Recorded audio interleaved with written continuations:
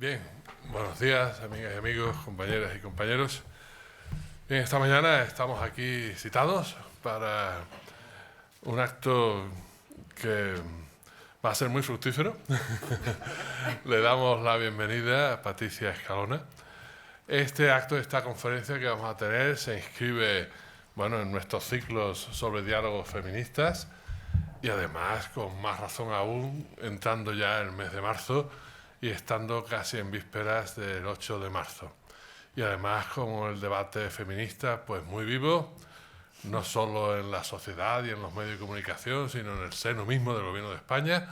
Por lo tanto, es un buen momento para abundar más en las reflexiones sobre los usos del feminismo diario, de lo cual nos va a hablar Patricia Escalona. Te damos las gracias por,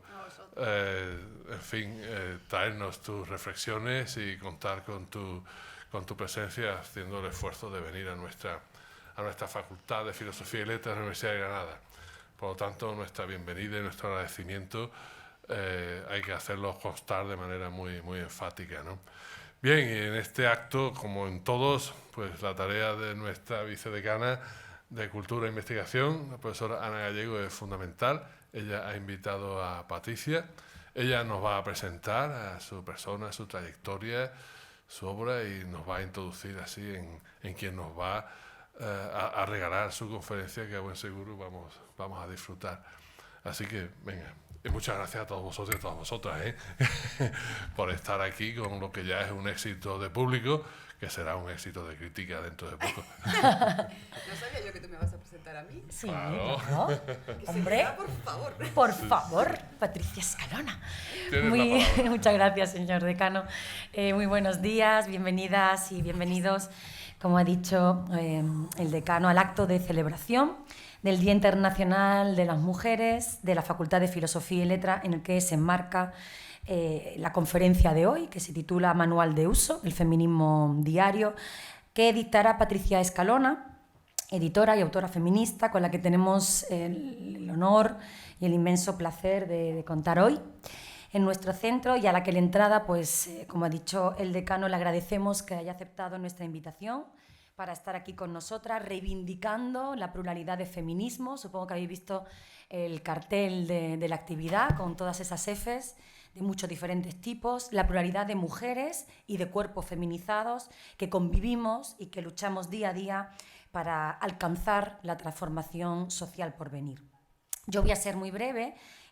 Obviamente lo importante es que tome la palabra Patricia, pero antes quisiera leer unas líneas de su biografía.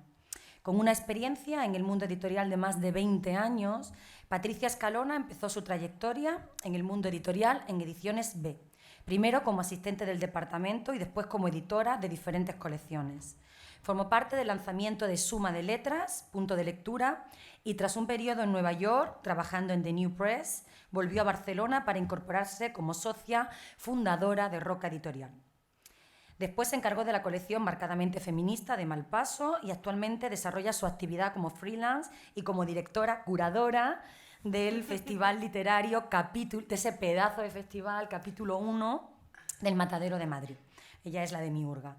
En marzo de 2018 también participó y fue una de las adalides en la puesta en marcha, junto con otras compañeras, de la iniciativa Mujeres del Libro, que pretende obtener información completa sobre el techo de cristal, la situación laboral de la mujer en la industria del libro, para luchar contra la brecha salarial, la falta de representación de las mujeres en los distintos ámbitos del mundo del libro, el techo de cristal y las diferentes discriminaciones que sufrimos las mujeres en el desempeño de sus funciones laborales. Hasta aquí la cara A de Patricia Escalona. Ahora me toca presentar la cara B. ¡Wow! Tiembla. Bastantes. B de Bárbara, porque es una mujer grande y fiera, que me produjo muchísimo asombro, ¿no? Y a estas alturas, ya con mi edad, es muy difícil que alguien me produzca asombro, que algo me sorprenda. En un seminario en el que coincidí con ella en Madrid, hace ya 1 año y medio, cuando la vi no solo decir, sino hacer con sus palabras feminismo. B de Borgiana, porque es una editora amante de los libros y del lenguaje literario, ¿no? Y eso no es una tautología, se puede ser editora sin realmente ser lectora ni amar los libros. B de brillante, porque es una tía, y perdona la expresión, que ilumina con su fuerza diamantina, ya que, ya lo he dicho antes, que es una fiera, ¿no? B de bondad, porque es una mujer generosa que me apoyó en un proyecto muy loco sobre coedición que hemos llevado a cabo. Vino conmigo al Ministerio de Madrid a presentárselo a la Secretaría del Libro, lo que demuestra que, además de loca, pues, o sea, de lista, es un poco loca, le gusta liarse la manta a la cabeza como yo. Y B de bomba, sobre todo B de bomba, porque es activista y es muy guerrera. Patricia no se deja vencer. En definitiva, ella misma, Patricia Escalona, es un manual de uso para cualquier mujer feminista. Gracias de nuevo por el esfuerzo que has hecho por acompañarnos hoy. Por último, y al nombre del vicedecanato que represento de Cultura e Investigación, pues también, como siempre hago, quiero aprovechar la ocasión para promover la puesta en marcha de nuestro ciclo Diálogo Feminista, de este tipo de actividades culturales que generan de alguna manera un espacio de disidencia dentro de la universidad. En la universidad no solo somos normativas ni normas, sino que justamente también podemos hacer y desacatar esa norma, ¿no?, como un espacio de libertad desde un centro como la Facultad de Filosofía y Letras. Es un espacio que apela al pensamiento crítico, al rechazo explícito de todo tipo de violencia y de explotación, a la reflexión política y social que favorezca el intercambio y al diálogo, que es siempre el verdadero aprendizaje, entre conferenciantes, entre profesorado y el estudiantado de nuestro centro. De hecho, el título de esta charla me parece que es una clara ya invitación a la desobediencia y al desacato. Manual de uso del feminismo diario, porque aquí se pone el énfasis en la importancia, mis alumnos de mercado lo saben, del valor de uso de todos los capitales, del capital simbólico, del capital social, emocional, del capital de género, por encima del valor de cambio, ¿no?, que es el que ha impuesto el capitalismo neoliberal. Es decir, es una invitación a pensar el feminismo a contraluz de la experiencia cotidiana, revelando su contingencia, ¿no?, ese carácter diario, su devenir plural, su disputa sobre lo subjetivo, ¿no?, como diría Verónica Gago, con toda la carga puesta en el sujeto por encima del género. Porque el objetivo de hoy, de cada una de las actividades culturales que organizamos en nuestro centro, en nuestra comunidad, la que conformamos, ¿no?, todos los miembros de la Facultad de Filosofía y Letras, es defender un ejercicio crítico vigilante, militante, que cristalice nuestra capacidad de resistencia y, sobre todo, nuestro deseo de seguir subvirtiendo y transformando el orden capitalista, colonial y patriarcal en que vivimos.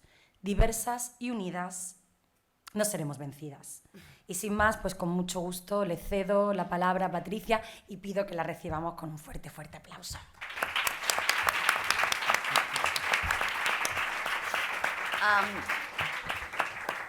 Gracias. De mucho de lo que has hablado. Gracias, decano. Gracias por recibirme en la universidad. Yo hice filología, con lo cual ahora va a empezar el juego de las gafas, perdonadme, que es una edad ya. De lejos os veo con las gafas, de cerca no veo esto. Bueno, aquí vamos, me lo vas a perdonar. Yo hice filología inglesa en mi época en la Universidad de Barcelona. O sea que todas las facultades de filología son como mi casa, he decidido yo. Entonces me siento muy, muy a gusto entre alumnas de filología como estamos aquí. Yo utilizo un poquito el femenino genérico también, pero espero que nadie se ofenda, incluido el decano, que tan maravillosamente me ha acogido aquí. Muchas gracias por tus palabras, Ana. El sentimiento es mutuo, lo sabes. De ahí, esto es sororidad en acción, ¿no? Sí, un poco lo que nos pasó a nosotras. Nos vimos solas en un entorno no hostil, pero complicado. Complicado. Y nos encontramos en las palabras y en la lucha y en la fiereza, un poco, ¿no?, enfrentándonos a los mismos conceptos desde un punto de vista muy parecido.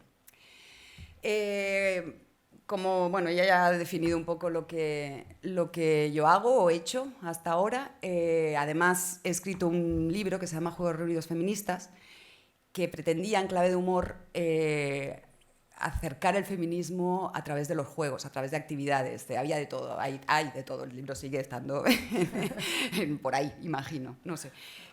Había desde crucigramas hasta unir con puntos. Y este ejercicio a priori frívolo es algo que concuerda mucho con mi manera de enfrentarme al feminismo, ¿no? En la charla esta me pidieron que Ana me dijo, ¿cómo te presento? ¿Cómo te digo? Digo, pues escritora y editora feminista. Pues vale, perfecto. Luego, pensando esto, pensé, eso es un pleonasmo, lo de feminista, digo, ¿no? Porque si no eres feminista a estas alturas, ¿qué eres? Un pato. No tienes muchas opciones en la vida de ser otra cosa, ¿no? O sea, si eres un ser humano con todas las de la ley, ¿no? En plena definición de eso, solamente se puede ser feminista, porque recordemos, esto es una charla TED casi, eso estoy avisando, más que una conferencia universitaria, pero me parece que es interesante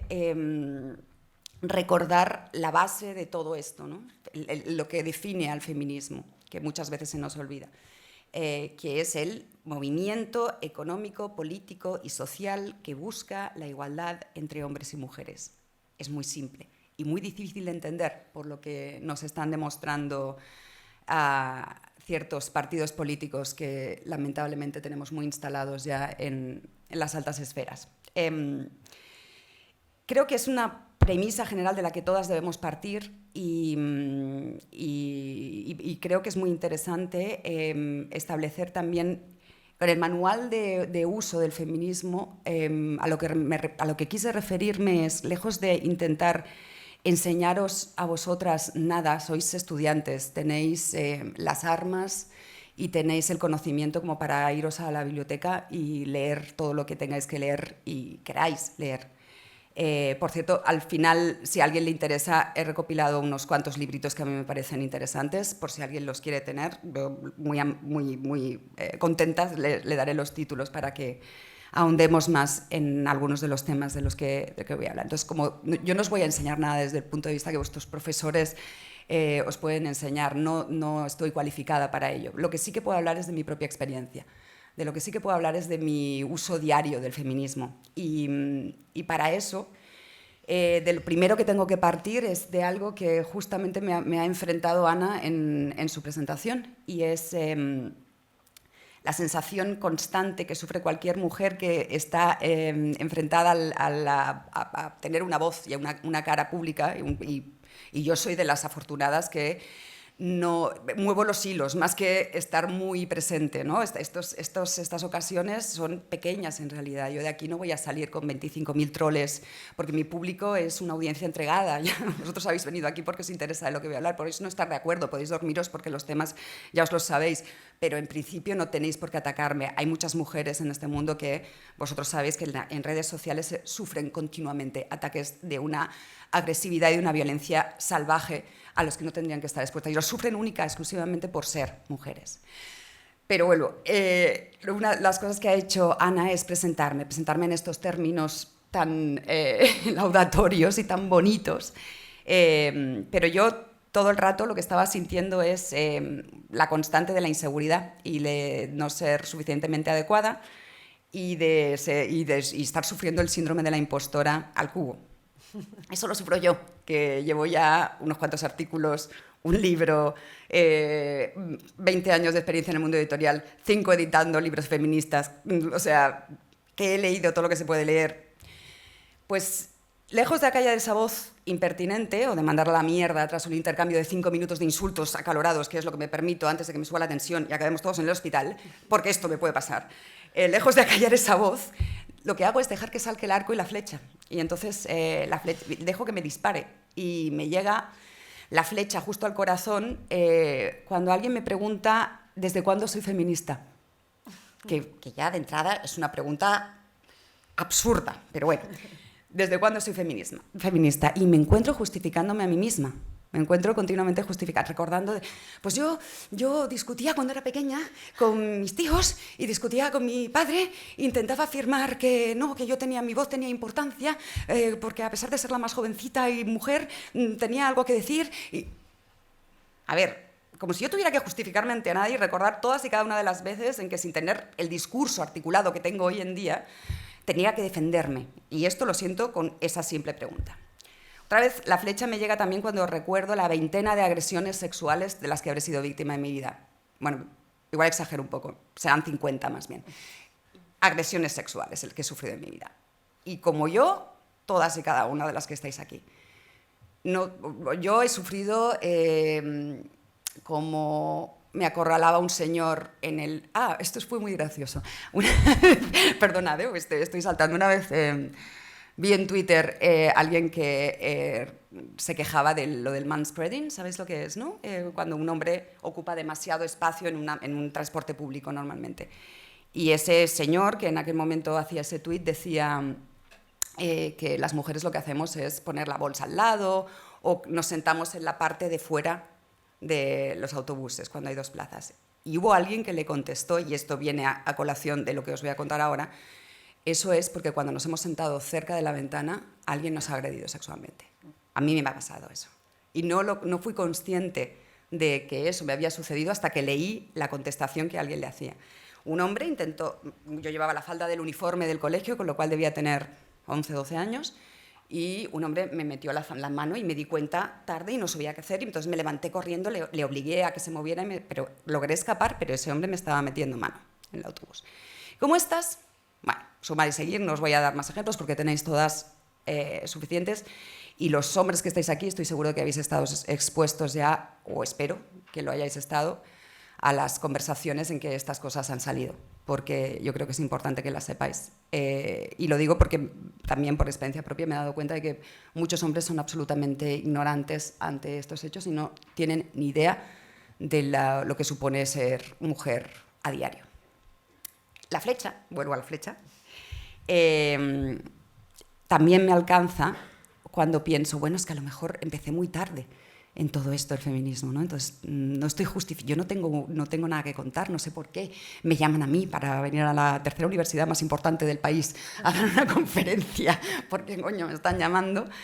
Pues resulta que yo empecé en esto del feminismo cuando tenía 20 añitos y hubo, como os he dicho, yo estudié filología inglesa y había una profesora que lleva el nombre de Àngels Caraví, maravillosa, que decidió que literatura norteamericana 101 no iba a ser Edgar Allan Poe y Henry James, sino que de repente nos hizo leernos a todas las mujeres racializadas del universo, incluyendo a Toni Morrison y Maxine Hong Kingston y Zora Neale Hurston y todas esas grandes artistas. Yo salí con una visión de la literatura norteamericana de esa facultad absolutamente sesgada para el femenino, a lo racializado.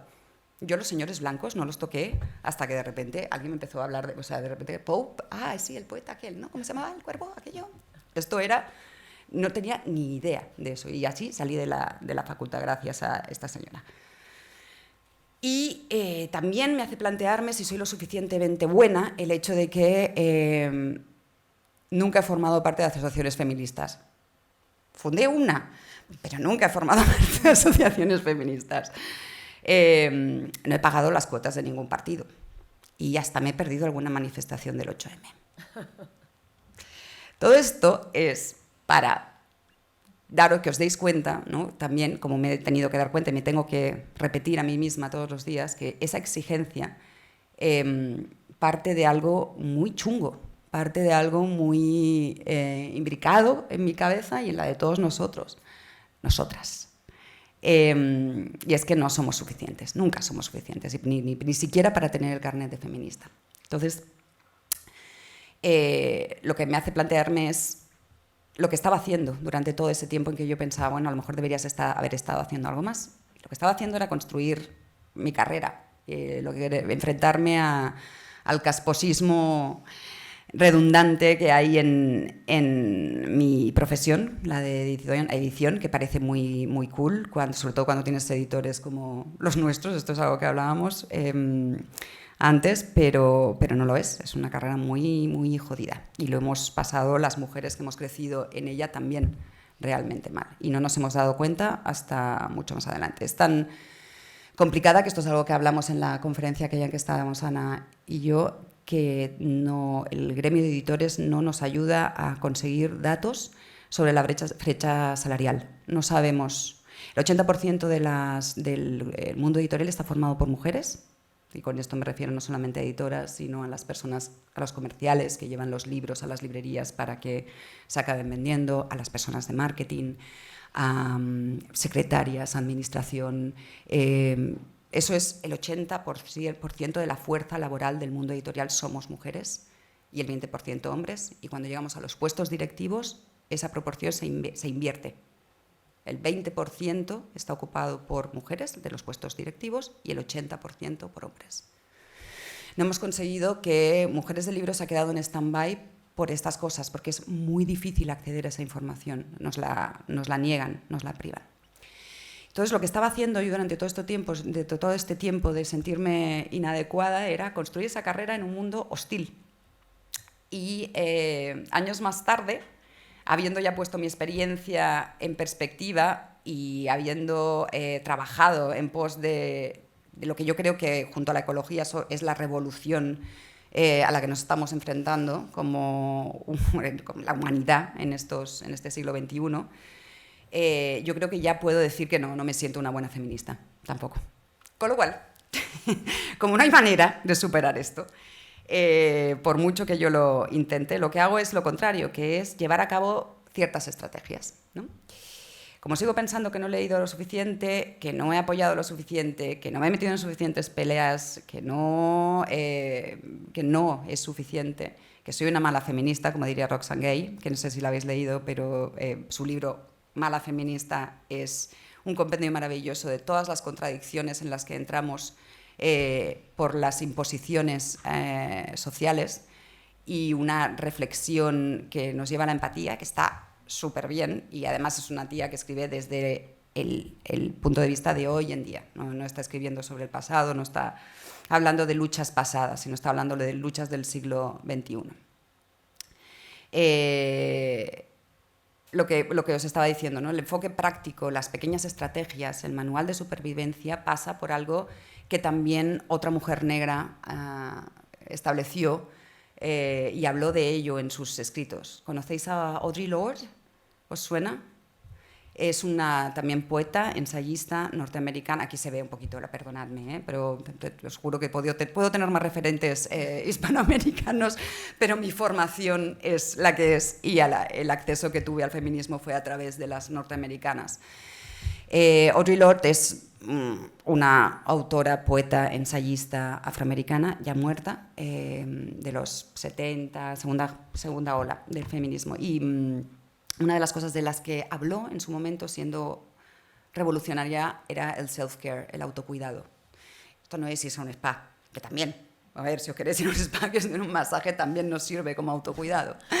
Pero de lo que ella hablaba era del autocuidado político y de cómo hay que establecer límites en eso. Yo los establezco de maneras muy diferentes. Cuando decido concederme esos espacios, los utilizo muy a menudo para informarme un poco más, ¿no? Y sobre temas que me parecen esenciales, como ¿cuántos, por curiosidad, nada más, ¿cuántos de vosotros sois seguidores de OT?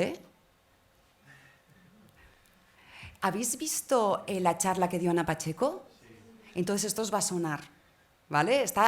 Yo no tengo televisión, no sigo OT, no conozco a estos chicos, pero Ana sí la conozco. Y entonces, como se han incendiado las redes, Ana Pacheco, para los que no la conozcáis, es una periodista catalana, joven, debe ser poquito mayor que los que veo aquí, igual, 2 o 3 años, ¿cuánto, perdón? Del 91 es, para que veáis, un poco más mayor que vosotros. Muy lista, muy atrevida y muy deslenguada, y está muy bien eso, a mí nos gustan mucho las rebeldes, que tiene un programa en Radio Primavera Sound. Primavera Sound es un festival de música que sucede en Barcelona todos los años, muy reconocido internacionalmente, que ahora ha puesto en marcha una emisora de radio en la que se habla de todos estos temas. Bueno, pues Ana la llamaron porque ella ha sacado un libro en Caballo de Troya que se llama Listas guapas limpias, o limpias listas guapas. El orden de los factores no altera el producto. que es una novela, pero está escrita desde el punto de vista de la evolución de un personaje que no se consideraba feminista en un momento dado y al final acaba descubriendo pues, algunas cosas que les resultan muy interesantes gracias al feminismo. Ana fue al programa de OT para darles una charla a estos chicos, porque me corregiréis los que sí seguís el programa si me equivoco, pero parece ser que había habido algunas algunas conversaciones un tanto sexistas, ¿o no? ¿Es eso lo que pasó? Y por eso la llamaron a ella para... Irene, ¿tú lo sabes?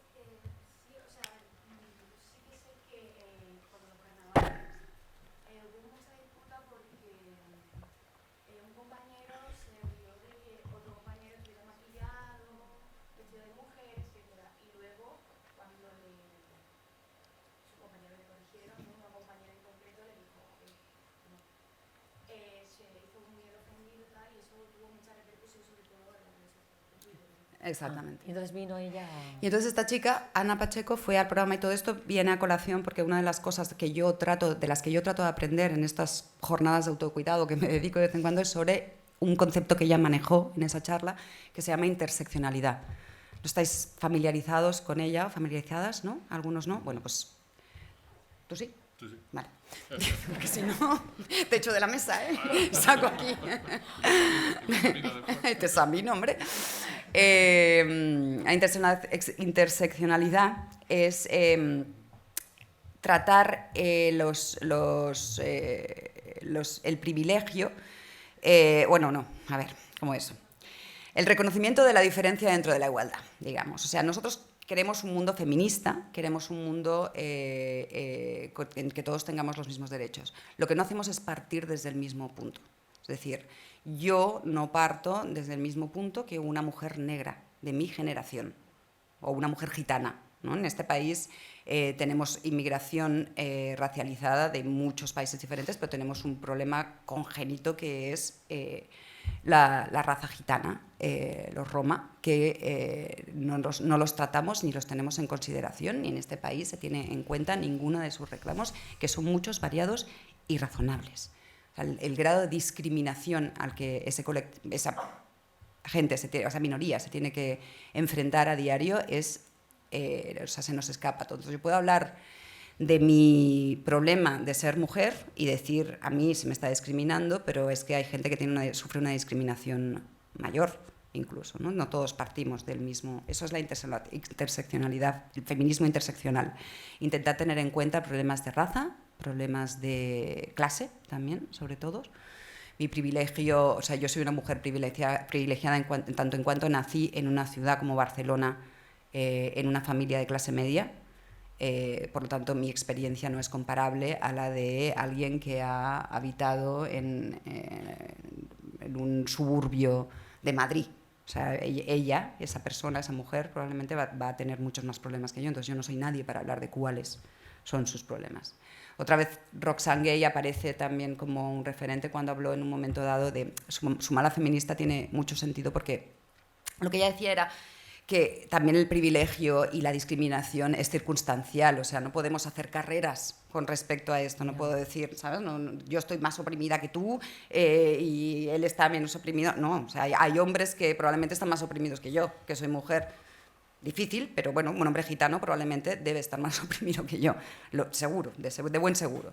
Entonces hay que ponerlo todo, el feminismo interseccional lo que intenta es que todo tenga un sentido, que todos estos núcleos de opresión se puedan explicar, se puedan evaluar y que todos podamos llegar a un punto de lucha común, ¿vale? Y el feminismo interseccional es lo que intenta.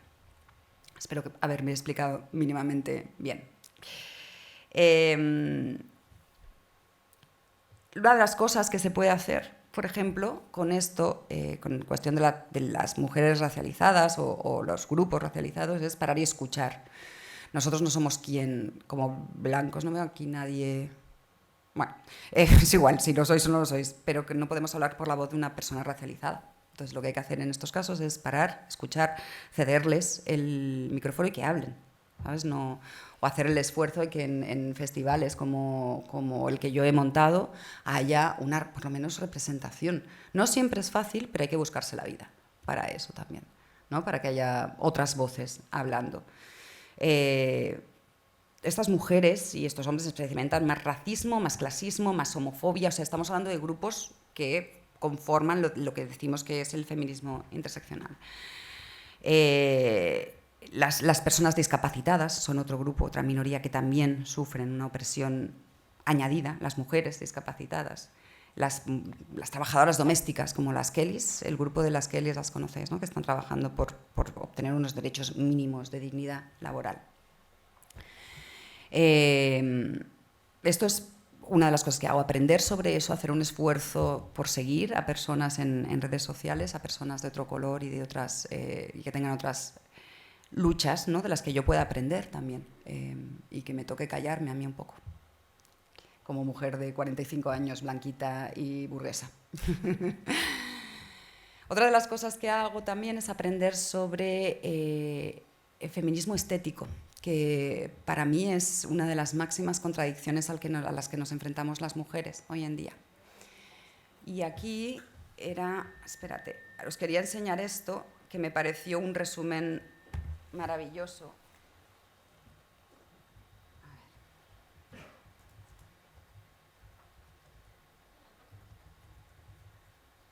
Be a lady, they said.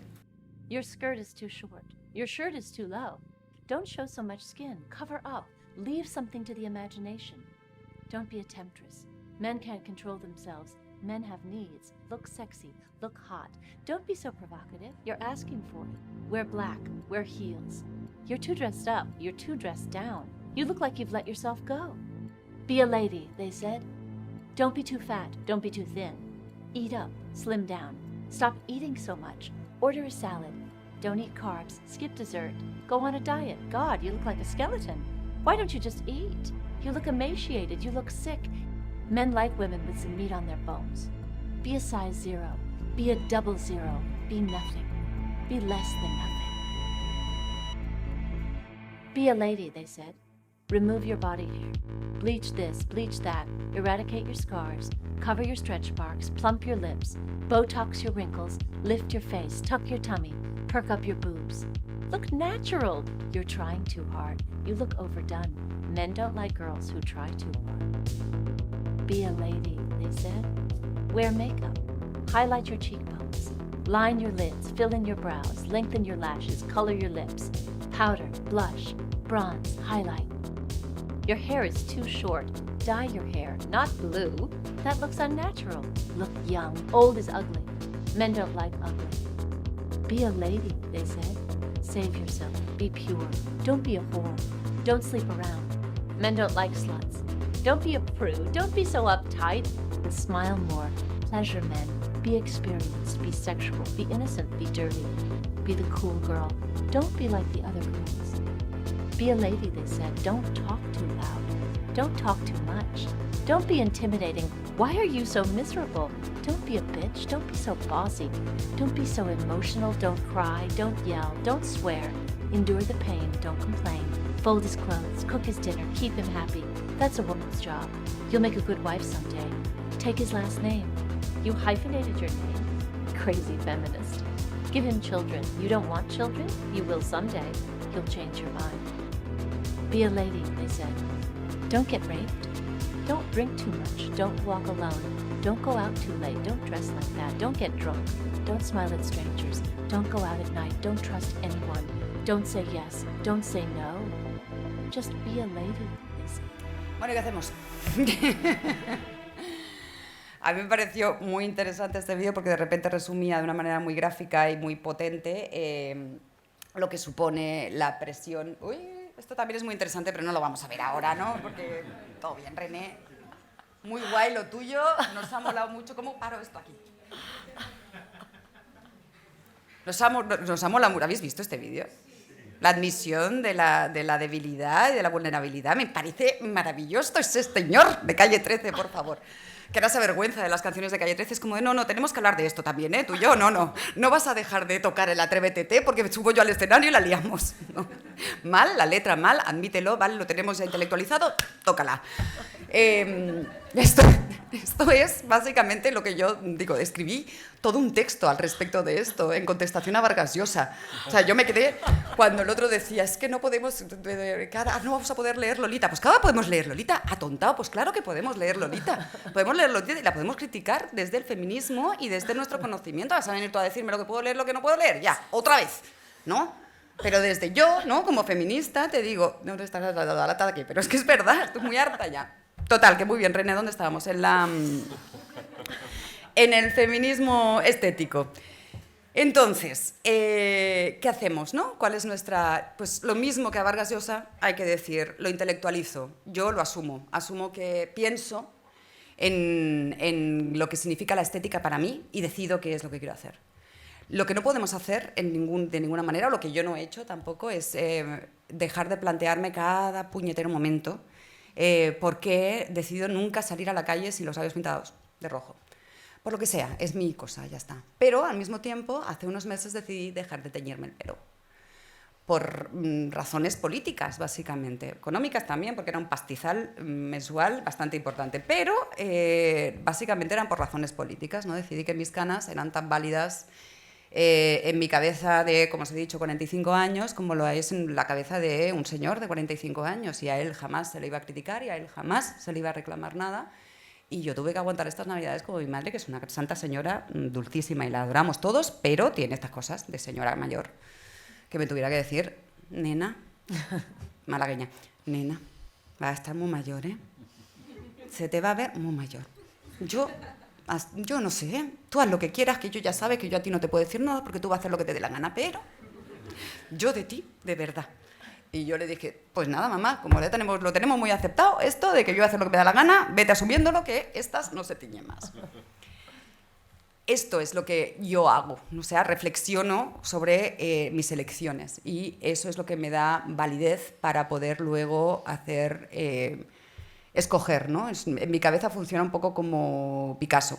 Picasso era un pintor excepcional, grandísimo cabronazo también con las mujeres, un misógino, pero esto es un tema aparte, pero era un pintor excepcional que dominaba la técnica como nadie y luego por eso se pudo permitir hacer los experimentos que quiso. Pues este es un poco el funcionamiento, porque yo me comparo con Picasso con una facilidad muy grande.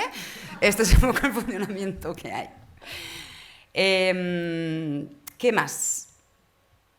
Luego, la asunción de las violencias estructurales, ¿no? Que es algo que es muy difícil de explicar, lo del patriarcado.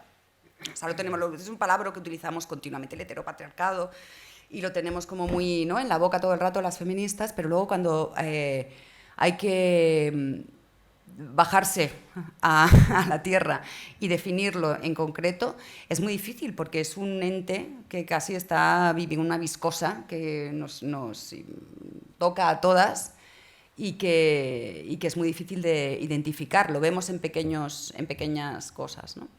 Hay una activista india que a mí me gusta mucho, que esta sí que tiene una TED Talk, por si la queréis ver, se llama Deepa Narayan, es socióloga, y me pareció muy curioso que en India, ¿no?, ella lo que identificó fue que las mujeres de ciertas clases sociales pensaban que ya lo tenían, que ya estaba, ¿no? Cuando ya pertenecías a una cierta burguesía y que los problemas que debía atacar el feminismo eran para las mujeres pobres, básicamente, ¿no? Y entonces ella fue la persona que de repente identificó 7 actitudes que están muy metidas en cómo se educa a las mujeres indias de ciertas clases sociales, media alta, digamos, o sea, niñas que no tienen problemas para luego irse a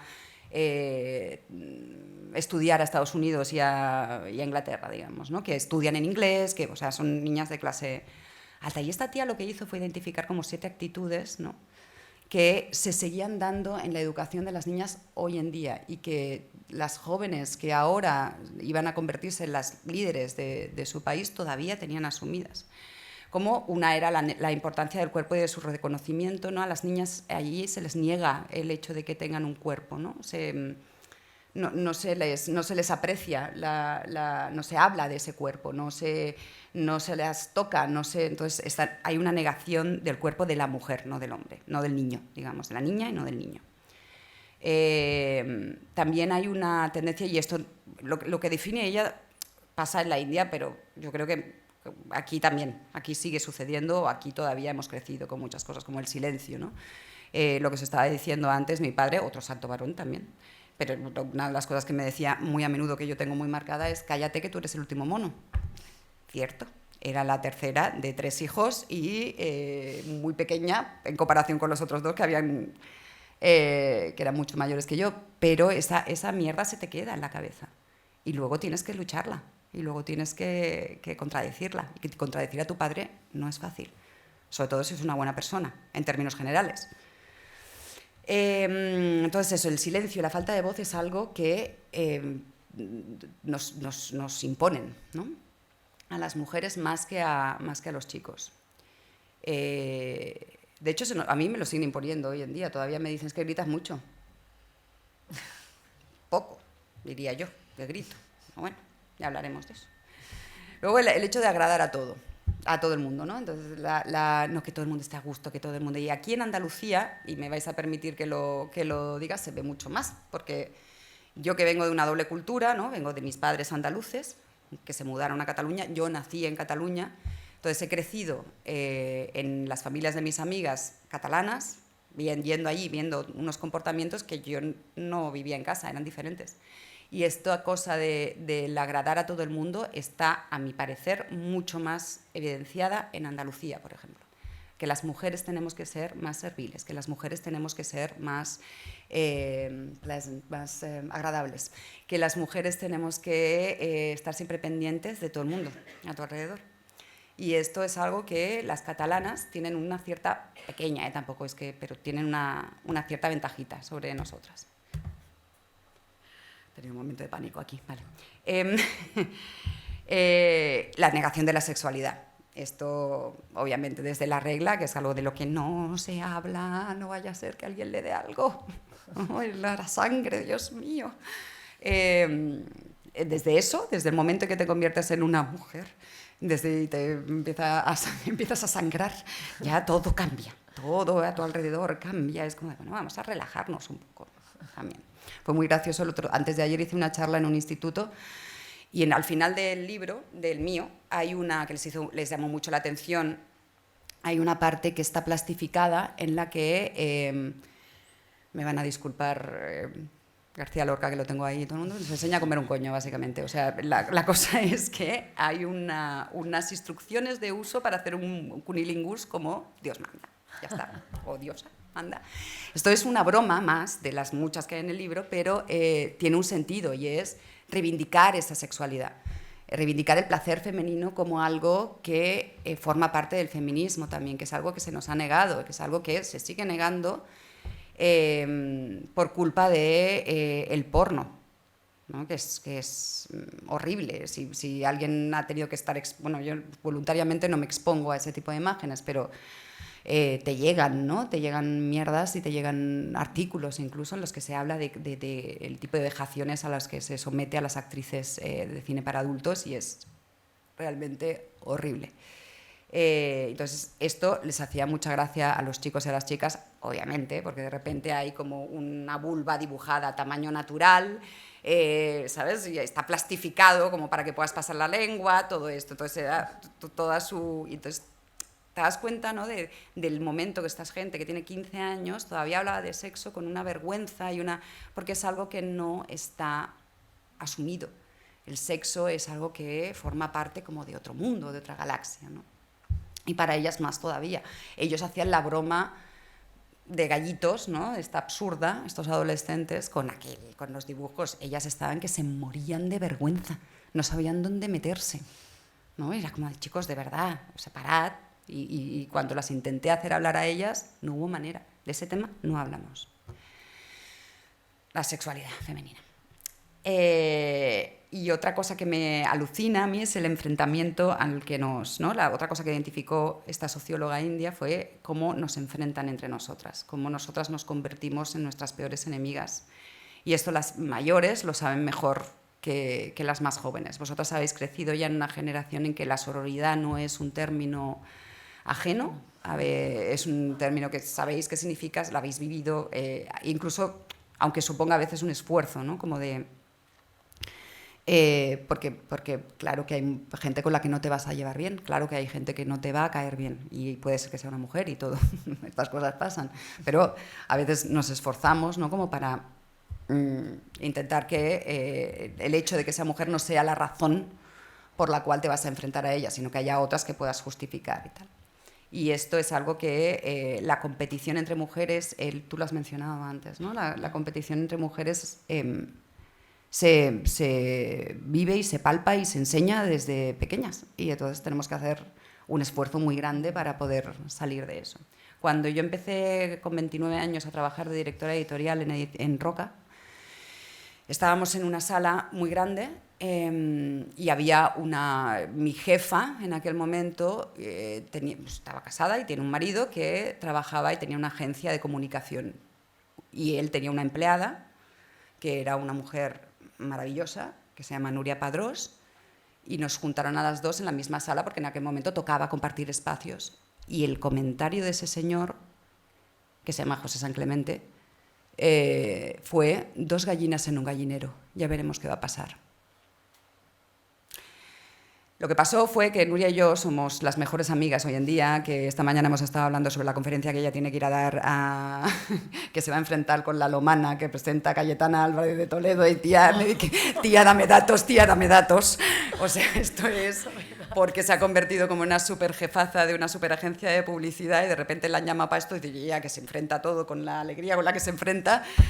Tiene a gente como recopilándole mierdas, y esto cómo lo enfoco, y esto que digo, yo creo que lo tengo controlado, pero dime tú si esto te parece bien. Esto es lo que ha pasado con Nuria y yo, ¿no? Pero esto es algo que tuvimos que tragarnos en nuestro momento, escuchar cómo un señor decidía que 2 mujeres se iban a enfrentar.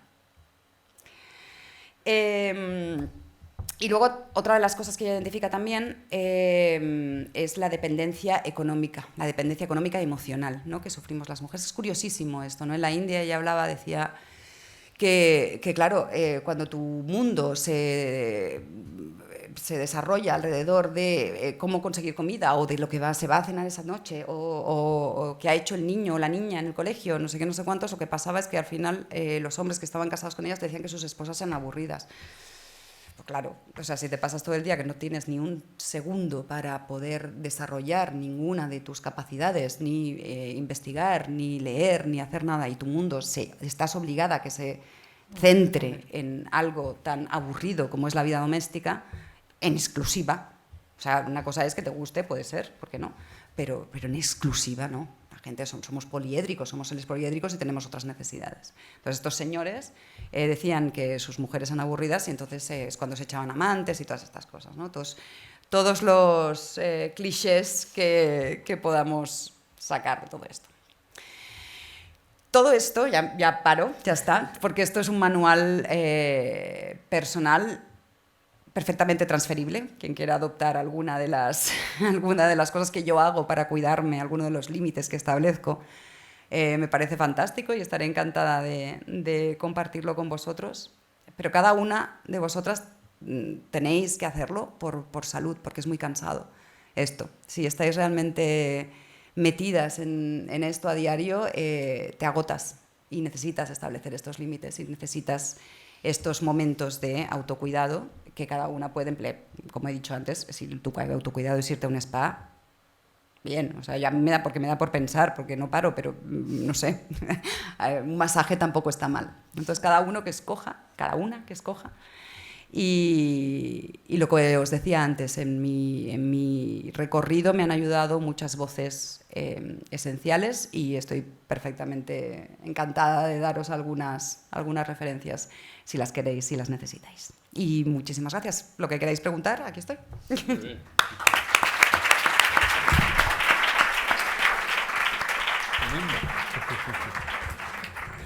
Bien, muchísimas gracias por esa exposición tan amena y aparte de amena, con contenidos tan pertinentes, ¿verdad? Porque las militancias de 24 horas agotan mucho. Y al final incluso se produce la tentación del abandono. Así que mejor dosificar todo, cada cual con el traje a su medida. Me ha parecido interesantísimo porque esas cosas que has expuesto, esas estrategias, ayudan a la coherencia personal para mantener, digamos, la tensión que supone pues una actitud que muchas veces es muy exigente, dado el medio en el que nos desenvolvemos, las relaciones en que estamos, y vale para vosotras y vale para nosotros, porque el patriarcalismo también nos afecta. No solo nos afecta, sino que ahí hay muchos cabos que hay que ir desatando, ¿no? Pero es el momento de que intervengáis y seguro que hay muchas cuestiones que ha suscitado la exposición que nos has regalado, como decía al principio. Ana, ¿tú quieres introducir algo? Venga, pues vamos a ello.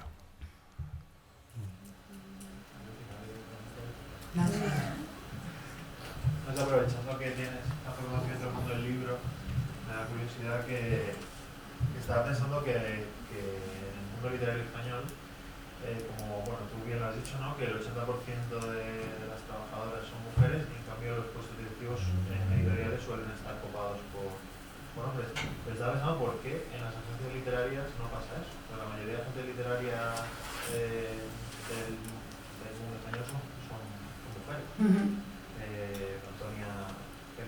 Antonia Kerrigan, Carmen Balcells, sí, sí. Mónica, no sé cómo se llama, la NB. Martín. Pues son, o sea, todos los agentes en los que yo puedo pensar, españolas, son mujeres. Y no sé si eso es algo propio del mundo español, a lo mejor por la influencia de Carmen Balcells, no sé, internacional. Tiene una razón, yo creo, y esto es una teoría mía, tiene una razón la manera en que la pionera de las agencias literarias, que es Carmen Balcells, estableció sus relaciones con sus agentes, con sus representados,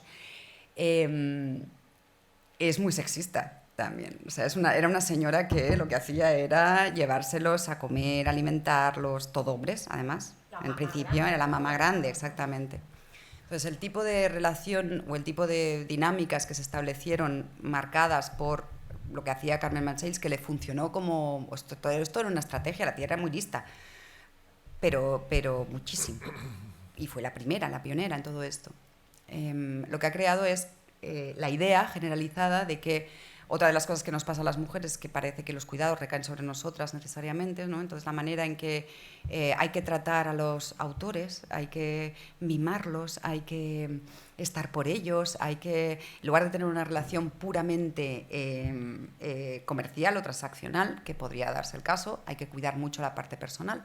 Entonces es algo que ha traspasado a las siguientes generaciones. No sé si eso se va a seguir manteniendo o no, pero yo creo que tiene mucho que ver con la idea de que la mujer es la cuidadora, que la mujer es la que sabe mantener como el ego frágil de los autores bien alimentado y bien cuidado. Además, un agente no deja de ser un mediador. O sea, en realidad, la gente no deja de ser una mediadora, ¿no? No es lo mismo que ser Nuria Cabutí, una editora, o sea, que también es algo como más femenino, ¿no? Es como el papel del traductor, la traductora. Sigue siendo, claro, invisibilizado, ¿no? Y, por ejemplo, en Estados Unidos no, o sea, ¿cómo funciona? En Estados Unidos, como son mucho más luteranos y mucho más enfocados al dinero y a la cosa práctica, ahí la mayoría de los directivos de las agencias literarias son hombres. La inmensa mayoría. Entonces es una cosa mucho más de negocios, es un negocio. Y se considera menos el chacal Andrew Wiley, que es un agente literario internacional súper reconocido, que todo el mundo decía que en un momento dado dijo unas declaraciones súper graciosas, a mí me pareció súper graciosa, realmente tiene razón. Cuando se quería instalar en España, se desdijo porque decidió que no quería instalarse en España, que aquí todo el mundo follaba con todo el mundo y que no le convenía, que se establecían relaciones demasiado personales en el mundo del libro, ¿no? En el mundo de la edición. y que eso él pasaba, literalmente dijo eso, son declaraciones que me parece que hizo al País semanal, que le hicieron una entrevista o algo así, o sea... Y yo cuando leí al principio me escandalicé un poco y luego pensé, pues, sí. A ver, razón no le falta. O sea, yo tengo un amigo que siempre dice que como él hable un día se acaban los matrimonios en el mundo editorial en este país, pero...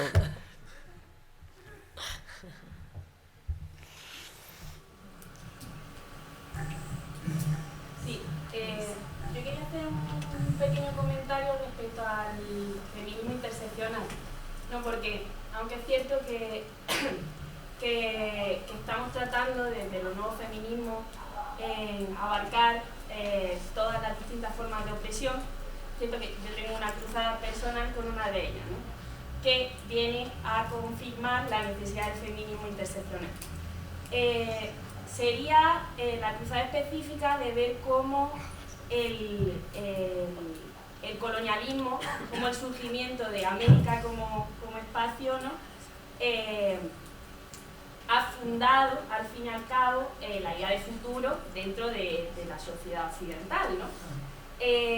Entonces, mi experiencia personal, cuando hablamos precisamente del surgimiento del feminismo occidental, es que cortocircuita mucho todavía, sobre todo en España, hablar de colonialidad. Me parece que hay una barrera ahí que también creo que puede ser una barrera de tipo generacional, porque mi hipótesis es que el feminismo en España ha cambiado con la recepción del pensamiento feminista latinoamericano, pero sí que veo mucha reserva a la hora de admitir la necesidad de pensar el feminismo desde la decolonialidad, porque por lo que decía, ¿no? Por esa idea de futuro que se construyó en base a la plusvalía del trabajo esclavo y de las materias primas que se pudieron traer desde toda América hacia los grandes focos de poder, ¿no? Incluso teniendo en cuenta que España en ese reparto fue la que peor, digamos, a nivel económico, ¿no? la que peor parada salió en comparación con los grandes núcleos económicos de Centro Europa, ¿no? Sí. Pero bueno, quería hacer esa reflexión porque veo que hay algún punto clave, ¿no? en ese momento en el que surge toda la idea de la ilustración, la revolución industrial. Es algo que yo le comento mucho a la gente cuando hablo, ¿no? La máquina de vapor, que es como el ejemplo perfecto de la revolución industrial, está pagada con dinero esclavo. O sea, la promovió un negrero, Sí.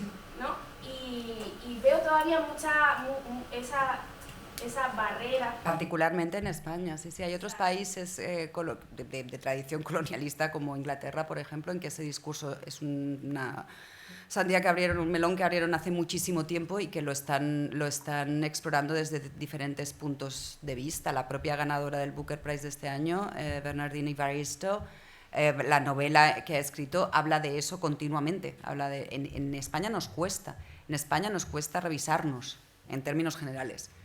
Nos cuesta revisar nuestro pasado, nos cuesta revisar nuestras personas, nos cuesta revisarnos. Y el colonialismo es algo que no hemos tenido las narices de enfrentar todavía.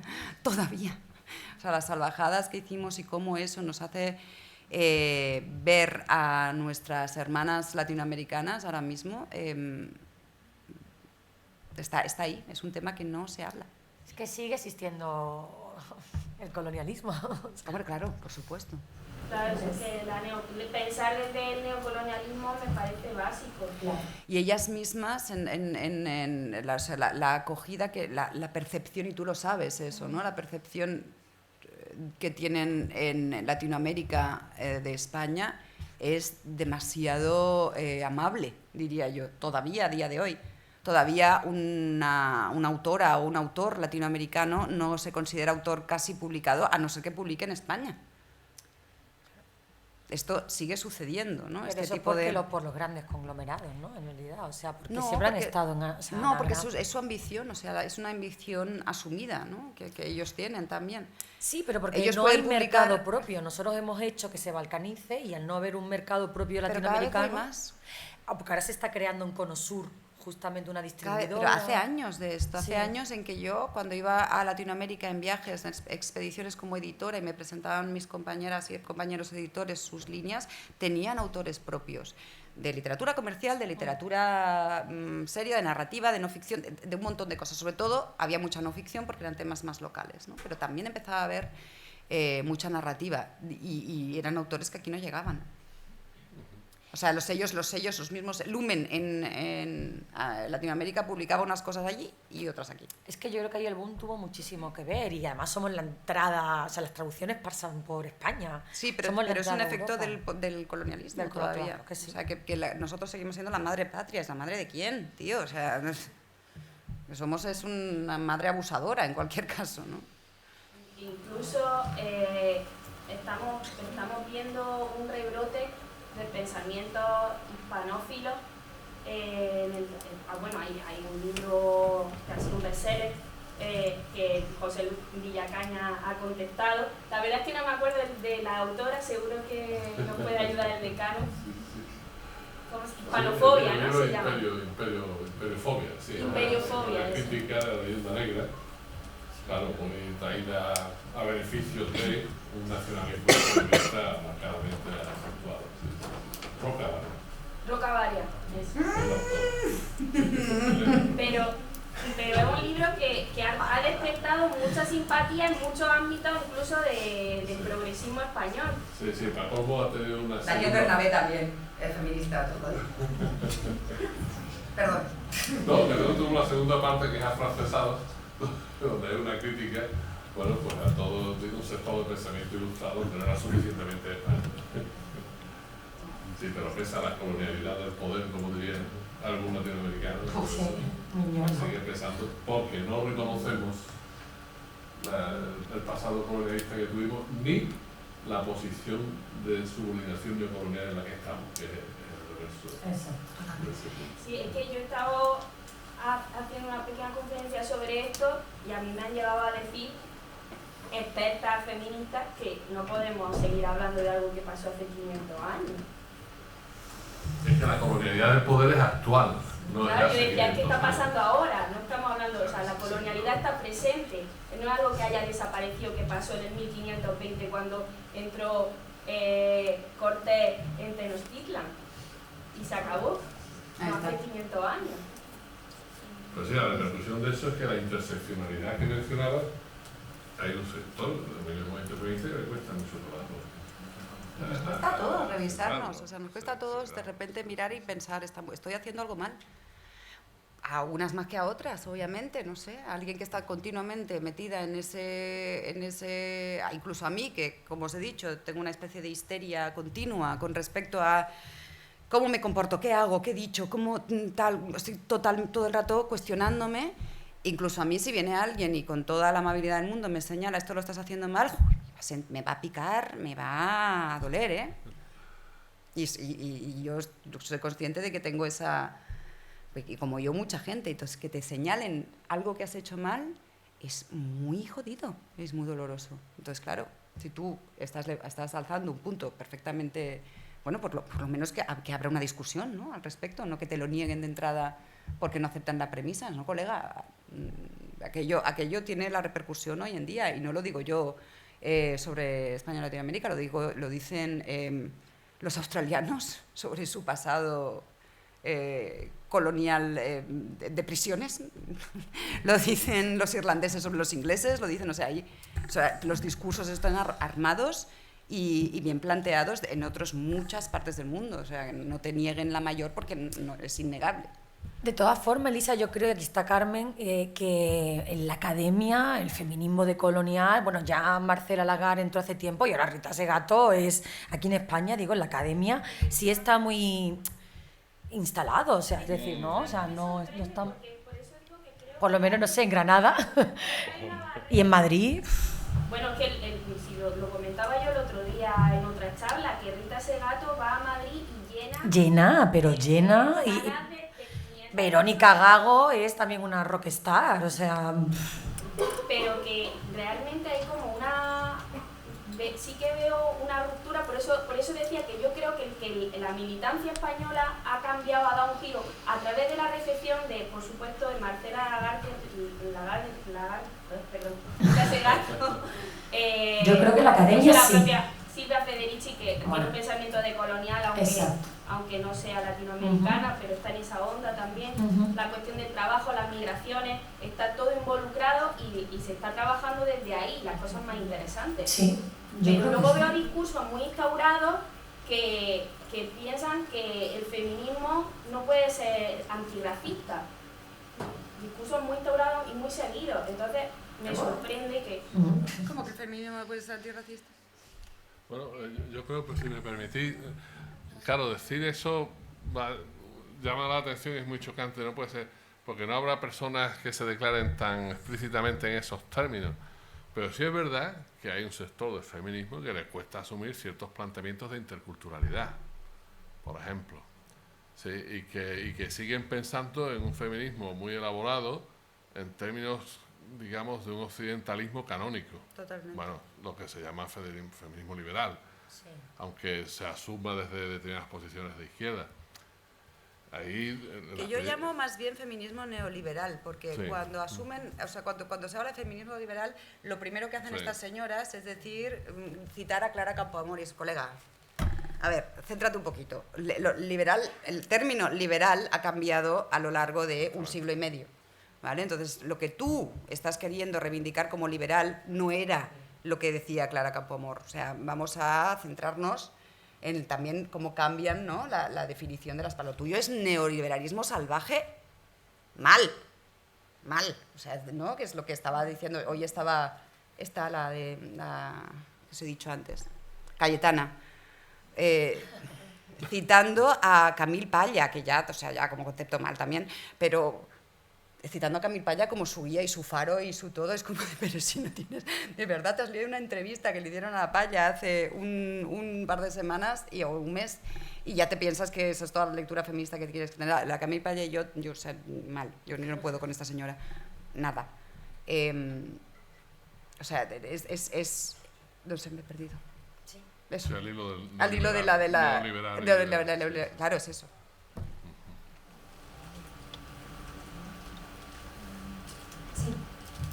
¿En qué afecta el capitalismo a la desigualdad?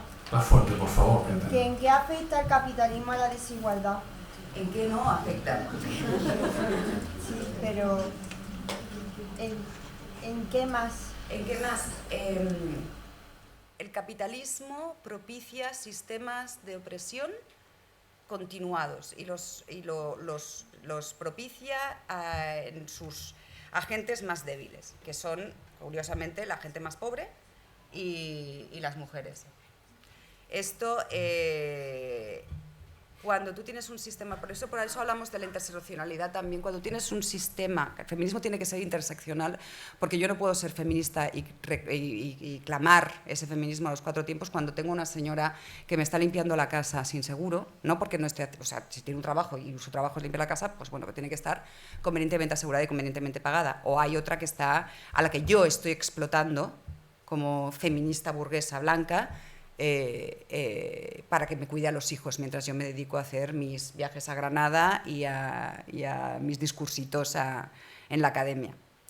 Para eso sirve el feminismo interseccional. ¿Somos todas o no somos ninguna? Amelia Valcárcel, que es, mira, un referente español. Amelia Valcárcel, que la pobre ahora lo está haciendo fatal con todo el tema de las trans, pero esto es otro discurso, de las mujeres trans, pero sí que tiene una frase que es brillante para esto, es: mientras haya una mujer en el mundo que esté sufriendo por el solo hecho de haber nacido mujer, el feminismo seguirá existiendo, el feminismo como movimiento seguirá existiendo, y de eso se trata. El capitalismo afecta en todas y cada una de las transacciones que hacemos diariamente, y afecta en todas y cada una, es una ideología, no es una ideología, es un sistema que afecta a nuestras propias ideologías.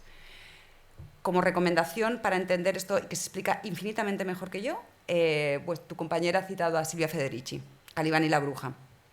Y ahí explica cuál es el proceso que ha sufrido el feminismo, o bueno, la opresión de la mujer, en paralelo a la instauración del capitalismo como el sistema preponderante económico en nuestra sociedad.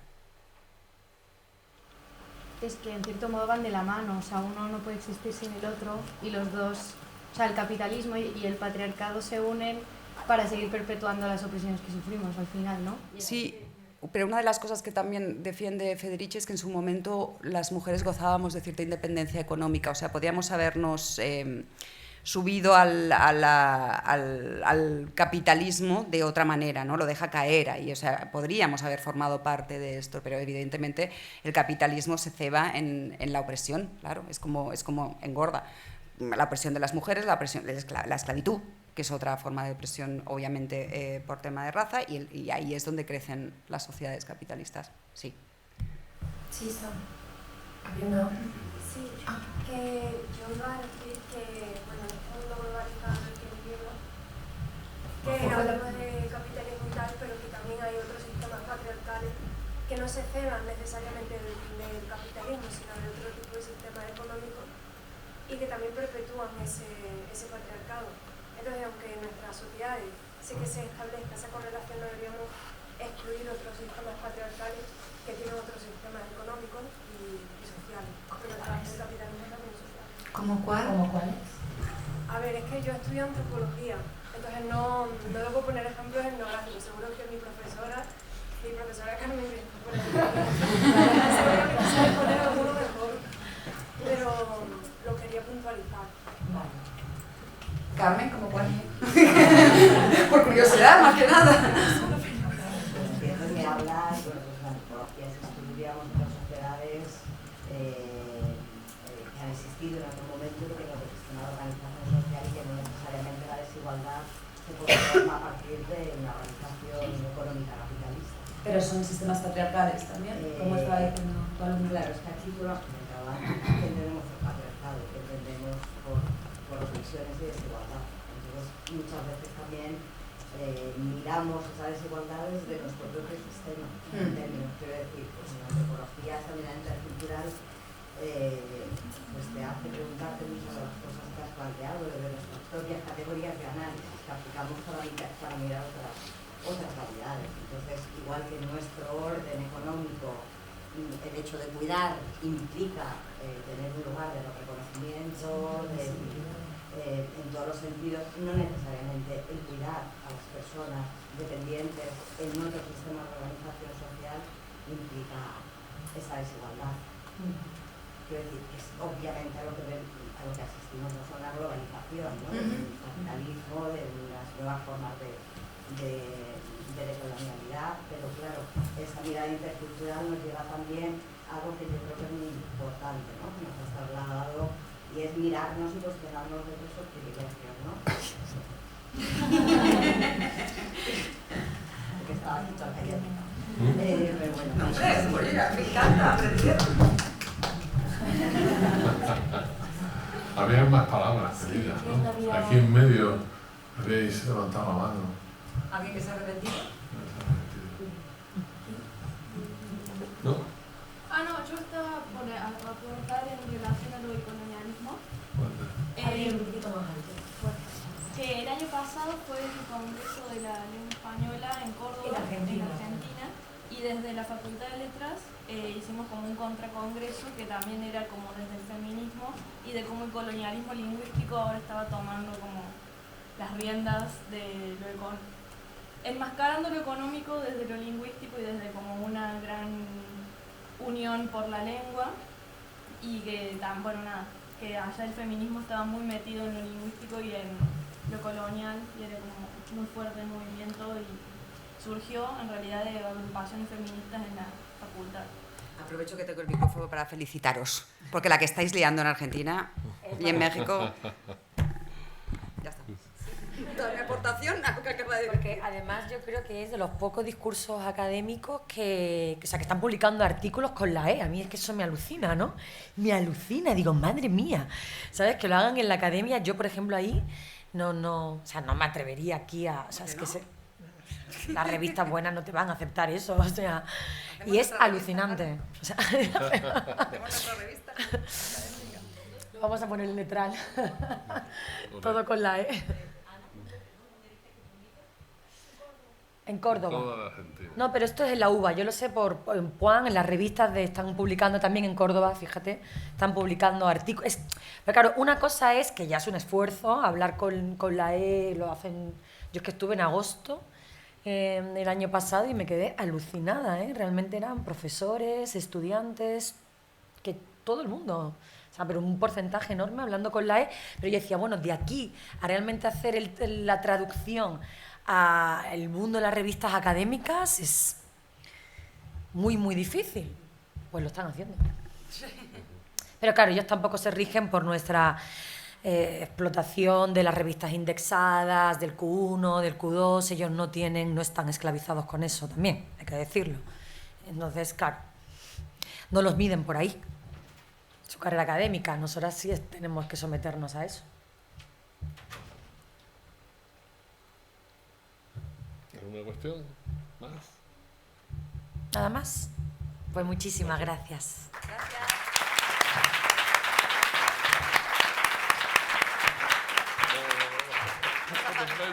Gracias.